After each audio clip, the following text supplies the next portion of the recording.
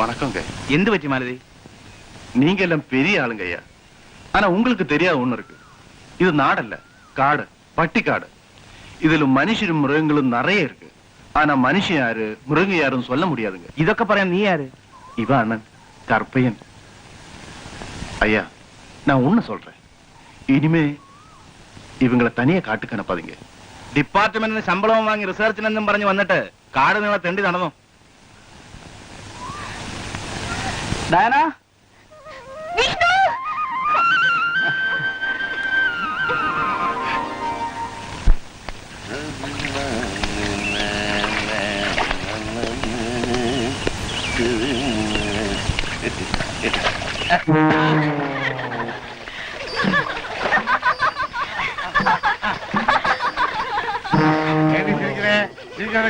பாத்தியா? என்னம்மா நான் உன்னை எங்கெல்லாம் தேடுறது? அந்த கோந்தவனை கூப்பிட்டாச்சு இப்போ. அப்படியா? ஆமா. காவிரி நான் வரேன். எல்லாம் எடுத்துட்டு போ. வரல போ போ.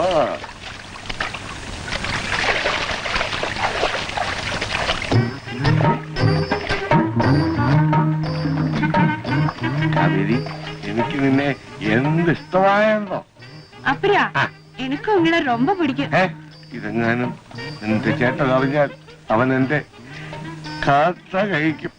അങ്ങനെ എന്തെങ്കിലും സംഭവിച്ചാൽ എന്റെ ഡെഡ് ബോഡി ബോട്ടോണിക്ക് റിസർച്ചിന് കൊടുക്കണം. ഉങ്ക പേരെന്ന? അനന്ത നാരായണ അയ്യർ. അന്ത നാരായണ അയ്യറാ? ഡോങ്കി. ഡോങ്കിന? ഡോങ്കിനാൽ സുന്ദരിയുടെ ബോട്ടോണിക്കൽ നെയിം. ബൊട്ടാനിയാ? അതിന്റെ പട്ടാണി മാതിരി ഇരിക്കുമോ?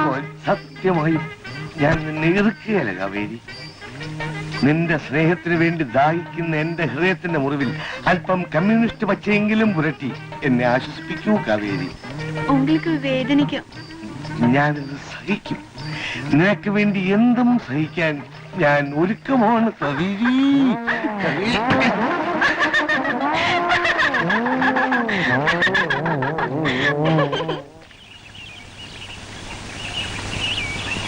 ഈ കാട്ടിനുള്ളിൽ ആൾക്കാർ താമസമുണ്ടോ ഗോവിന്ദ? ഈ മലയ്ക്ക് അപ്പുറത്താ സാറേ ശാന്തിമയി ദേവിയുടെ ആശ്രമം. കാട്ടിനുള്ളിൽ ആശ്രമം? എന്റെ പൊന്നു സാറേ, അമേരിക്കന്ന് US എന്നൊക്കെ അല്ലേ ആൾക്കാർ വരുന്നേ. മന്ത്രിമാരും MLA-മാരൊക്കെ ക്യൂവാ. അത്രയ്ക്ക് ദിവ്യാണോ? കളിയാക്കല്ലേ സാറേ. വലിയ വലിയ ഡോക്ടർമാർ വരെ വിചാരിച്ചിട്ട് മാറാത്ത പല രോഗങ്ങളും വെറും ഒരു ഒറ്റമൂലി കൊണ്ടാ അവര് മാറ്റുന്നത്. എയ്ഡ്സ് വരെ. അപ്പോ അവർക്ക് ചികിത്സയും വശമുണ്ടോ? ഉണ്ടോന്ന് ദാ ഇവിടുന്ന് ഒരു 200 വാര അകലമേ ഉള്ളൂ. എനിക്കെന്നാൽ അവരെ ഒന്ന് പരിചയപ്പെടണമല്ലോ.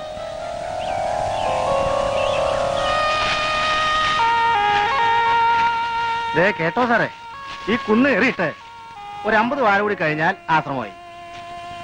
ഗോവിന്ദൻ കൂടെ വരണമെന്നില്ല, ഞാൻ പൊക്കോളാം. ഓ ശരി. സൂക്ഷിച്ചു പോണേ, വല്ല പാമ്പും പഴുതാരൊക്കെ കാണും. അയ്യോ. ശാന്തിമയി ദേവി ശാന്തിമയി ശാന്തിമയി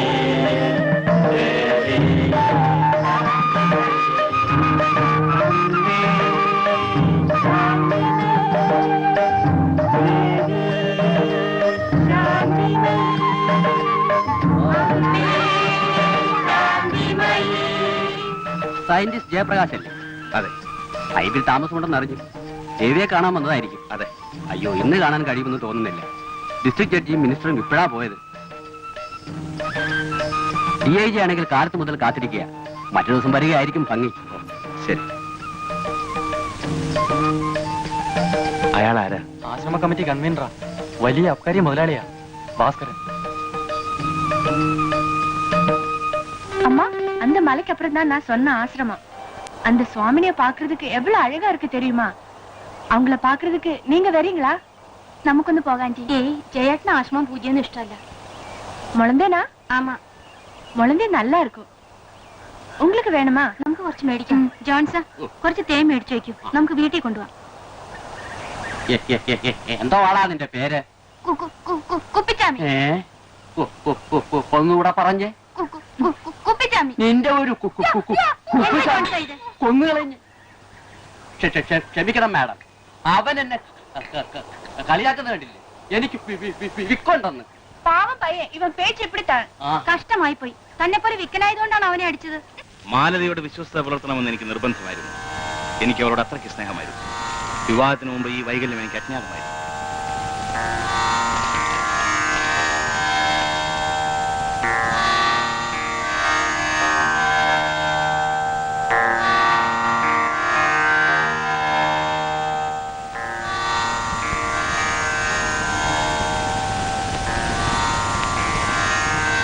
ഭൗതികവാദികളായ നിങ്ങൾക്ക് ഇതിലൊന്നും വിശ്വാസം കാണില്ല. എങ്കിലും ഒന്ന് പരീക്ഷിക്കൂ. വിശ്വാസമില്ലായിരുന്നെങ്കിൽ ഞാനിവിടെ വരില്ലായിരുന്നു. നിങ്ങൾ ശാസ്ത്രജ്ഞന്മാർക്കും ഡോക്ടർമാർക്കും അജ്ഞാതമായ പല ഔഷധ ചെടികളും ഈ കാട്ടിലുണ്ട്. അത് തേടിയാണല്ലോ നിങ്ങൾ എത്തിയതും. അത്തരം വിശേഷ ഗുണങ്ങളുള്ള ഒറ്റമൂലികളുടെ മിശ്രിതമാണത്. നിങ്ങളിത് ഉപയോഗിക്കൂ. അസുഖം തീർച്ചയായും മാറും. 8 ദിവസങ്ങൾക്ക് ശേഷം വീണ്ടും വരണം. ഞാൻ 5 ദിവസം കൂടിയേ ഇവിടെയുള്ളൂ. അത് പറ്റില്ല. 7ാം ദിവസം ഇവിടുത്തെ ഉത്സവമാണ്. അന്ന് പുലർച്ചെ 4 മണിക്ക് ദർശനം ലഭിക്കുന്നവർക്ക് ഉദ്ദിഷ്ട കാര്യങ്ങൾ ഉറപ്പാണ്.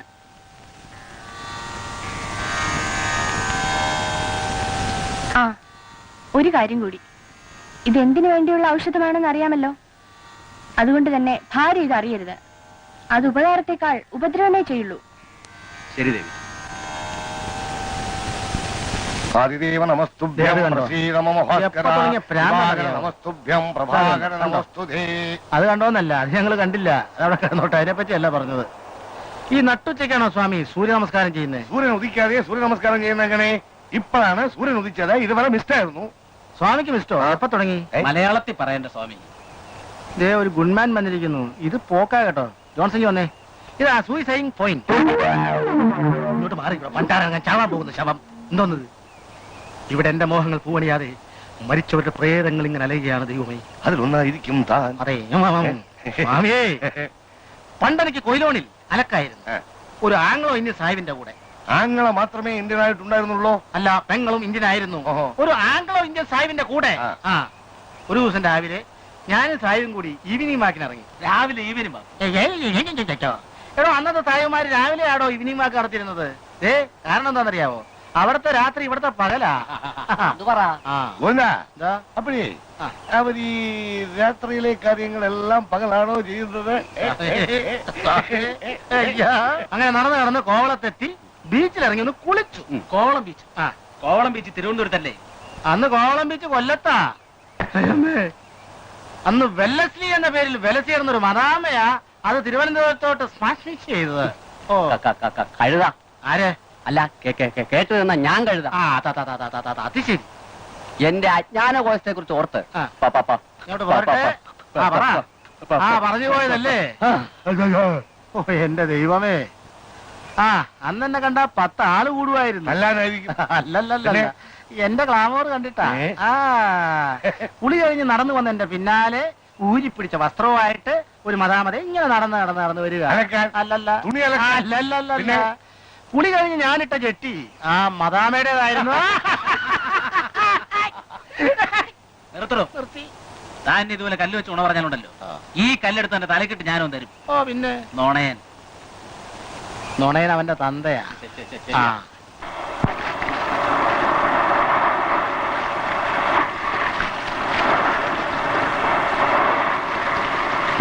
എന്റെ കഴിവുകേട് ഈ കൊച്ചുപയ്യൻ മുതലെടുക്കും. എനിക്കെന്റെ മാലതിയെ നഷ്ടമാണ്.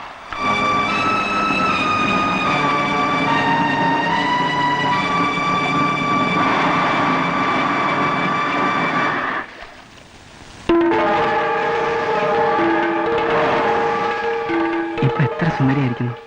ഞാനൊന്നും മോച്ചോട്ടെ.